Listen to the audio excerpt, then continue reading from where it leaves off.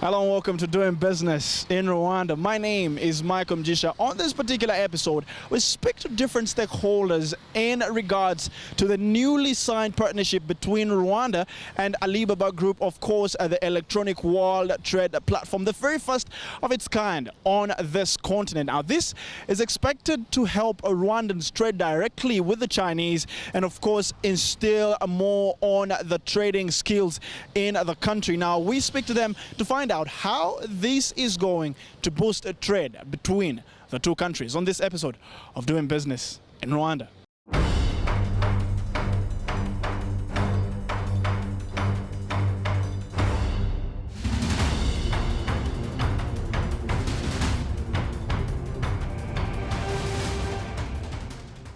It is my great honor, and also it is Alibaba's great honor to be able to partner with Rwanda. And today it is a very, very important day. To me, internally, I think it's a historical day. And thank you so much for within such a short time, Clara, you and your team, to make this thing happen. We never thought it could be happening in that quick. You have gone through a lot of things because we are spending time, efforts for the future of Rwanda and future of Africa. And I hope from today, the eWTP Rwanda can be able to support small business, young people, women here in Africa, and sell their things to enable them to global buy, global sell, global deliver, global pay, and global travel. Rwandan producers will be able to sell directly to a much larger set of customers than before, while bypassing costly intermediaries. This improves productivity and profitability as well. Put differently, there are really no downsides to doing business on a global scale.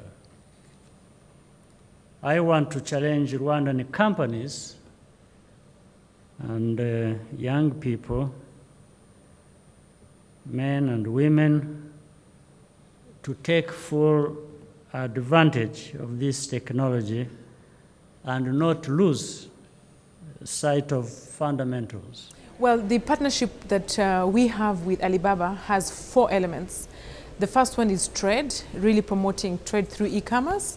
And for that, we started with coffee. We sent out 1,800 packs of coffee as a trial. And one of the brands was sold the same day that it was put on the market, while another brand got a very good review by consumers online. The second part of our partnership is tourism, where we're going to put Rwandan products on the tourism platform of Alibaba. It's called Fligi. It's very important for us to be on the Chinese market because China has the highest spending tourists or travelers in the world. A Chinese tourist spends twice as much as an American and 4 times as much as a German traveler. The third component is training. We know that to become very good at e-commerce, we need people that understand e-commerce. Because if we're going to sell, it involves a lot of components. It involves managing logistics, it manages online, it means talking to consumers and negotiations online. There's a lot of supply chain logistics that is done online, and that is knowledge that is needed. The fact that the platform will enable Rwandan products to be sold directly to China is the most interesting news to local businesses. It presents an invaluable opportunity to access a bigger and perhaps more profitable market. It offers us a huge opportunity. One of the challenges that has always plagued at least our export market in Rwanda is that, at least in relation to China and selling to that market, which is a very massive market, has always been access. The Chinese consumer predominantly is served in Mandarin. We have very few mechanisms within our economy to be able to tap into that. There are certain aspects in relation to the sophisticated nature of some of these supply chains with other countries we're competing with. So, for example, when you talk about coffee, South America has a much more robust logistics system, supply chain strategy that enables it to compete better than, for example, Rwanda, Uganda, Kenya, Burundi, Ethiopia when it comes to selling coffee in China? I think it brings market, it brings more demand. If people here were making their product on such demand, it is another demand coming up, so which is good for us if we can be able to sell on a bigger market. The partnership was described as historical, a milestone, and game changer. But what are local businesses required to do to make the most of it? It is up to each farm to produce high quality goods that customers want to buy. I think a lot of work has to be done on our side. That's what I was saying, like, it's private sector led on the Chinese side, but what is the private sector in Rwanda doing? The collective effort. So it would be nice to see more Rwandan coffee traders or coffee businesses coming together to crowdfund certain aspects to improve their capacity. And I think if we can tap into that, we can really take advantage of this. Platform is there, the opportunity is there, and it's up to us to make this work. The capacity is being built. There have been efforts that are targeting training SMEs. More than 150 SMEs have been trained from the program that is being run by ITC and RDB in partnership with ITC, RDB and Minicom. SMEs have been trained in being online, in doing business online. So really, it's a timely opportunity. At the ICT Chamber, we'll be rolling out digital transformation clusters that are going to reinforce further the digitization agenda and taking business and Rwandan businesses online and building the capacities, not just doing selling or developing websites, but rather really taking them through the entire process from logistics to fulfillment to payments. As you very well know, we've got the Andela Institute, which has established its headquarters here. What Andela is actually doing is promoting the skills which are very much needed in this sector. Like they mentioned earlier here, they've got already 13 students who've been trained in e-commerce and have been certified. Yes, that's kind of a small number, but it's a good start. And given other partnerships like such strong hubs like Andela, I'm sure the sky is the limit. Like Jack Ma said, for him it's been a dream that he's been waiting for 10 years. Personally, as a software developer and a person who's invested heavily in tourism in Rwanda, this is a dream that I've also been having for the last decade. I hoped to have done this myself, but to see other more capable, stronger institutions, such as Alibaba and the government of Rwanda partnering to make this a reality, this is way beyond what I had dreamt of in the first place. According to Edwin Sabuhoro, the platform is a big breakthrough for the country's tourism and trade. But the biggest challenge currently is getting the entire ecosystem on board.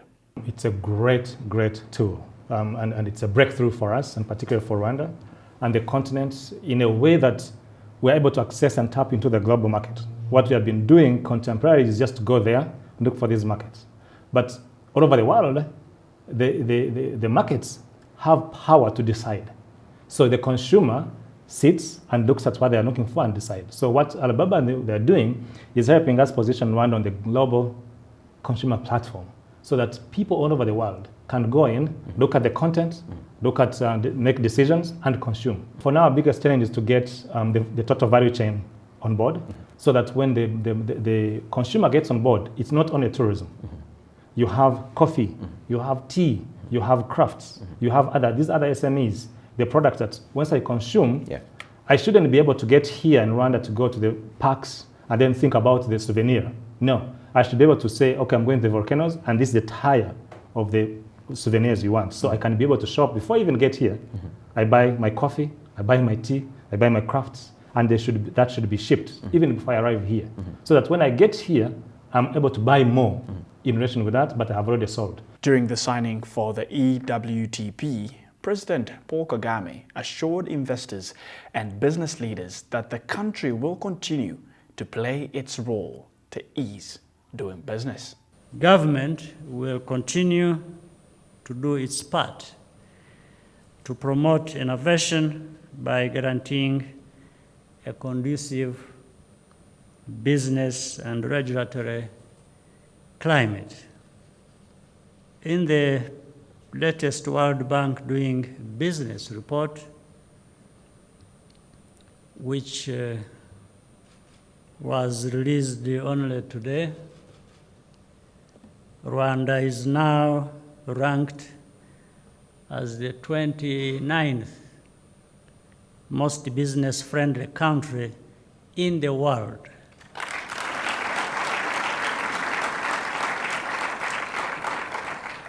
Up from 41st last year. From 41, we came down all the way to 29 in just 1 year. So things are happening, and we should work even harder and smarter and move faster. Every time I talk to the president, we talk about technology, we talk about environment, we talk about jobs, we talk about technology. And every time, I'm very impressed. And not only talk, he makes things happening. This eWTP, with such a short time in Africa, it's amazing. So people also say, well, Rwanda, how can be an eWTP hub?